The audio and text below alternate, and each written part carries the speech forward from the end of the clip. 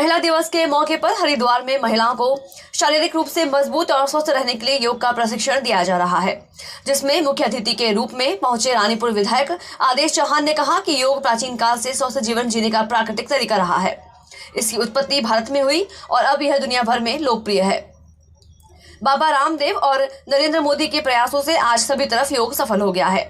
योग पुरुषों और महिलाओं दोनों के लिए फायदेमंद है, लेकिन कुछ योगासन हैं जो विशेष रूप से महिलाओं के लिए अधिक उपयोगी हैं। ये सभी बहनों के लिए जरूरी हैं। योगाचार्य देवप्रिया ने बताया कि महिला अपने जीवन में विभिन्न चरणों से गुजरती है, बचपन से यौवन तक, फिर मातृत्व से रजोनिवृत्ति तक। इन सभी चरणों में वह अलग अलग भूमिकाएं निभाती हैं। महिलाओं को मासिक धर्म के दौरान कई बदलाव और स्वास्थ्य संबंधी चिंताओं का अनुभव होता है। गर्भावस्था, मातृत्व और रजोनिवृत्ति जैसे नाजुक चरण कुछ महिलाओं के लिए चुनौतीपूर्ण हो सकते हैं।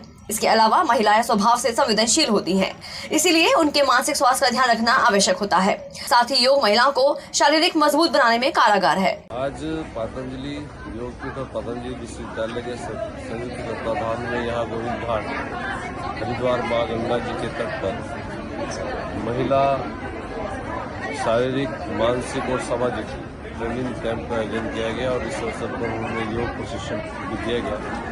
और मैं समझता हूँ कि आज जिस तरह का वातावरण है, जिस तरह का माहौल है, जिस तरह से हमारी युवा पीढ़ी नशे की ओर जा रही है, तो उस समय में इसकी बहुत ज़्यादा महत्व है। हम लोग यदि योग अपनाएंगे तो इन सब व्यसनों से अपना भी समाज मुक्त होगा, ऐसा सब लोग को सोचना चाहिए। ऐसा हमारा भी मानना है कि जैसे जैसे योग का प्रसार होगा, वैसे वैसे इन व्यसनों से हमारा युवा दूर जाएगा और वो स्वस्थ जीवन में स्वस्थ समाज का निर्माण करने में सक्षम होगा। काल से जो हमारे ऋषि थे वो एक तरह से जो उपदेश देते थे वो सुपर साइंस थी। योग अपने आप में एक सुपर साइंस है, साइंस नहीं है।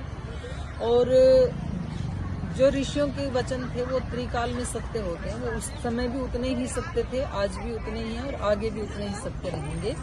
तो आज हम देख रहे हैं वर्तमान के परिप्रेक्ष्य में जो युवा पीढ़ी नशा और वासना की तरफ आगे बढ़ रही है, वहीं पर हमने इसका एक मॉडल तैयार किया है पतंजलि विश्वविद्यालय में।